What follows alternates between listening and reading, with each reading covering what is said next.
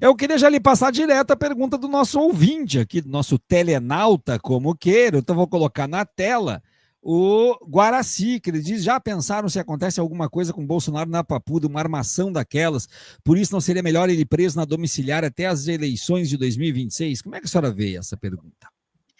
Pois é, né? Assim, a questão do Bolsonaro, né?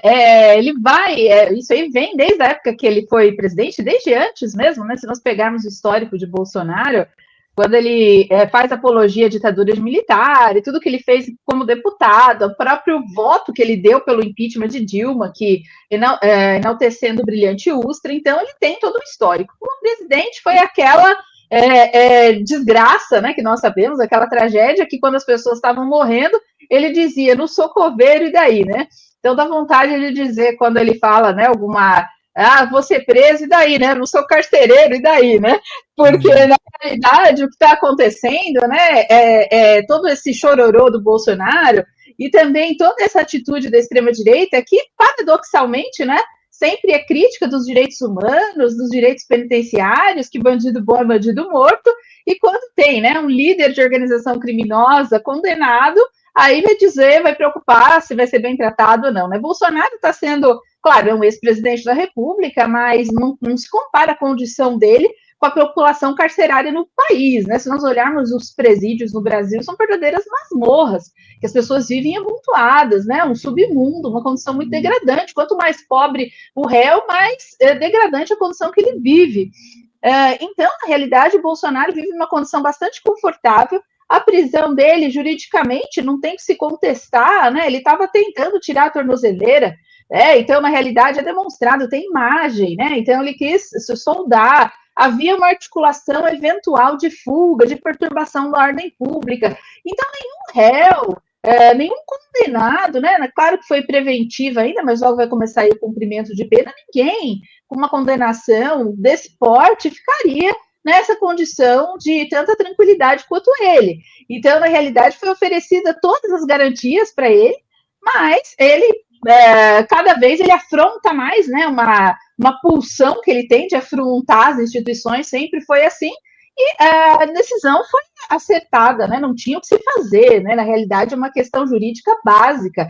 Ele tem que ficar preso e encarcerado mesmo, né? E a questão de saúde também, ela tem que ser muito casualística, tem que se ver a situação de cada um, não é simplesmente por ser idoso também, tem que se ver todo o conjunto da obra, porque na realidade, e também a questão de que, nossa, a pessoa vai sofrer na cadeia, gente, é a realidade dos presídios brasileiros, né? Comparando a mordomia que Bolsonaro está tendo com a grande massa carcerária e dizer que está tendo um tratamento desumano é totalmente despropositado. E é óbvio, né? A pergunta que foi feita, Bolsonaro sempre vai querer dramatizar a sua situação, agora é alucinação. Hoje eu vi a notícia de que vai sair um filme sobre Bolsonaro, que ele vai ser protagonista com astro de Hollywood, e agora é uma coisa meio messiânica, porque é o cara que fez a Paixão de Cristo, né? Então, assim, é uma tentativa de colar e manter Bolsonaro nesse imaginário da extrema-direita brasileira, né? Estão tentando ver se cola, se bem que o Bolsonaro se encontra bastante desgastado junto à opinião pública. Só aqueles mais fanáticos mesmo que o apoiam, mas acredito que ele está muito enfraquecido politicamente. E eu queria lhe convidar para, junto comigo e com a audiência, assistir o vídeo de hoje do deputado condenado e foragido Alexandre Ramagem. E queria entrar nessa situação com a senhora, porque o Ramagem é mais um foragido, a gente lamenta muito que tenha conseguido fugir. Fugiu em setembro, nós descobrimos em novembro, agora que a família foi para lá, e ele começou agora a participar de lives, gravar vídeos. O Eduardo Bolsonaro, anteontem na CNN, defendeu que todos os demais fujam também, defendeu para a CNN abertamente.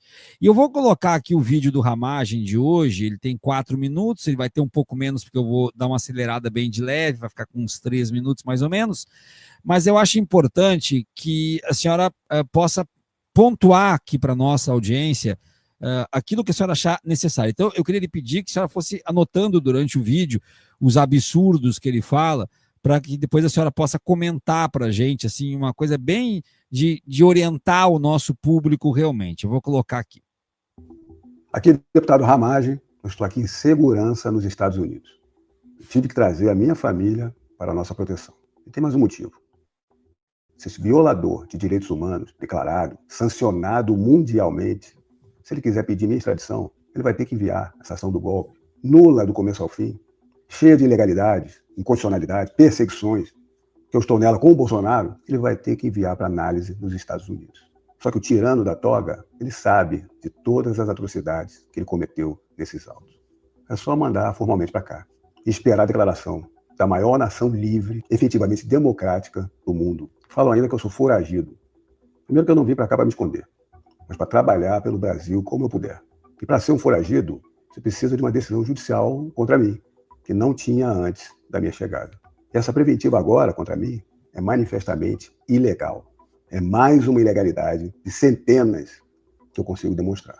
Um parlamentar, pela Constituição, não pode ser preso por uma medida cautelar preventiva. E ainda no final de uma ação, num trânsito julgado, só depois da maioria dos votos da Câmara dos Deputados. Então, eu estou regular, eu posso sim continuar minha atuação parlamentar, mesmo à distância, como vários partidos fazem também.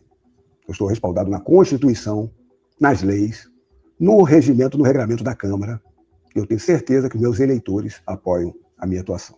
Se o momento é difícil, não é um momento de perder as esperanças. Bolsonaro já estava preso em casa ilegalmente. Essa prisão dele agora também é absurda, sem fundamento e ilegal. Anteciparam essa ilegalidade por razões políticas, nada jurídicas. Primeiro, eles têm pavor do clamor popular. Esses tiranos da toga vão querer criminalizar as manifestações públicas. Fizeram isso agora com uma vigília religiosa. É para destruir a essência da democracia. Vão tentar fazer por todo o período pré-eleitoral em 2026. Querem criminalizar ainda quem convocou a vigília. Tiraram o Flávio do pleito eleitoral de 2026. Vão tentar fazer isso também com todos os possíveis senadores e demais candidatos de direita em 2026. Mas nós temos que lembrar que eles não conseguiram nos tirar das ruas até hoje, graças a Jair Messias Bolsonaro.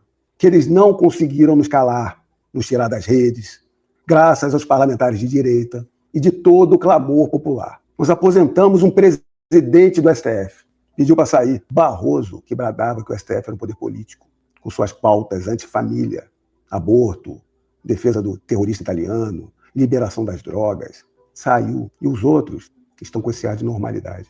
Se eles prenderam ilegalmente nosso maior líder, Jair Bolsonaro, é hora de manifestação, sim. Vigília, ordeira, pacífica. É hora de anistia, ampla, geral e irrestrita. Cadê a bancada do agro? Vai ficar do lado dos destruidores do país? Cadê a bancada evangélica? Vai ficar do lado de quem persegue, de quem é contra a família, os valores cristãos? Eu falo porque eu faço parte das duas. Com todos os votos delas, a gente consegue aprovar a anistia. É hora de conseguir pautar a anistia. Se pautar, passa. Consegue a aprovação. Na Câmara e no Senado. É o momento de fazer o melhor. É o momento de fazer o que é certo para o nosso Brasil. Doutora, por onde é que a senhora quer começar, doutora? Bom, são várias questões, né? Primeiro que, na realidade, né, analisando tudo que se passou na história recente do país, tem várias camadas disso daí. Quando nós olhamos, né, tudo que aconteceu com o presidente Lula, o lavajatismo, toda a perseguição, na realidade, né, se o presidente Lula tivesse tido esse tipo de postura pronta, descarada, digamos assim, teria sido assassinado, teria sido trucidado, porque se já houve toda uma pressão dos aparelhos ideológicos contra e contra a esquerda de modo geral, então nós temos essa situação muito grave, né, de afronta direta às instituições. Claro que nisso nós enxergamos uma camada, né, que perpassa a história do Brasil, que é atravessada pelo imperialismo estadunidense, né, e uma articulação internacional da extrema-direita. Então, na realidade, né, a ascensão de Donald Trump à presidência da República facilita esse tipo de movimento. De movimento de articulação internacional, o slogan, né, Make America Great Again, então a ideia é fazer, né, a América Latina de novo quintal, né, dos Estados Unidos e claro, o Brasil, né, há interesses econômicos, o presidente Lula e a diplomacia brasileira são muito hábeis, se conseguiu aí contornar muita coisa, mas esse impulso, né, imperialista estadunidense, ele continua. E a extrema-direita brasileira, ela tem uma diferença, né, em relação à extrema-direita estadunidense, porque Trump, né, com toda a desgraça que representa, ele ainda diz, make America great again. Agora, a extrema-direita brasileira é subserviente aos Estados Unidos, né? Então, praticamente quer que o Brasil seja uma colônia estadunidense, porque a ponto de querer que os Estados Unidos revisem decisões judiciais brasileiras, o que é uma aberração, né? A própria sanção que o ministro Alexandre de Moraes está sofrendo é uma aberração, na realidade, é que o Brasil, né, nós sabemos o que manda no mundo é o capital e a bala, né? Porque, na realidade, se uma situação, né, de um país que tivesse bomba atômica, coisa do gênero, e um ministro da Suprema Corte fosse sancionado como Alexandre de Moraes, isso seria motivo de uma guerra. Então, nós temos, né, uma realidade muito dura, que a extrema-direita continua se articulando fortemente internacionalmente, e o imperialismo estadunidense, e querendo agora colar essa narrativa de que Bolsonaro é injustiçado, e nós temos, né, na fala dele aparecem muitas coisas, esse reacionarismo, né, então essas pautas, né, que são contra as mulheres, então ele fala, nessa fala, ele coloca a questão contra o aborto, a questão da defesa da família, a questão dos evangélicos, né, que são muito fortes também aqui no Brasil, e aí isso até levanta uma questão importante, né, o presidente Lula, quando ele nomeia o ministro do Supremo, Messias, né, e que tenta fazer um aceno para os evangélicos, mas tem que se tomar cuidado com isso, porque a esquerda, na realidade, né, onde que ela pode dialogar com os evangélicos? Não é na estrutura religiosa dos evangélicos. Na realidade, a esquerda deve dialogar com o evangélico enquanto trabalhador, enquanto classe trabalhadora, enquanto alguém que tem conta para pagar, que precisa de saúde, que precisa de educação. Porque, se for, né, querer dialogar no campo do arcabouço ideológico, a esquerda vai ter que se tornar praticamente ou conservadora, até mesmo reacionária, se considerar um movimento religioso hegemônico no Brasil, né? Então, nós temos que ter cuidado com isso, né, no âmbito da esquerda. Então, o que Ramagem está fazendo, na realidade, é uma traição à pátria, né? É uma rendição ao imperialismo estadunidense e um entreguismo típico, né, de Bolsonaro, que bate continência para a bandeira americana, e toda essa corja, né, de extrema-direita brasileira que quer, é pior ainda que a extrema-direita estadunidense, porque ela quer deixar o Brasil subserviente, não é ser o Brasil grande de novo, é o Brasil subserviente de novo. Né? E quando ele fala que não há trânsito em julgado ainda, então ele não poderia... ele não pode ser considerado foragido porque ainda havia a condenação, mas não havia o trânsito em julgado.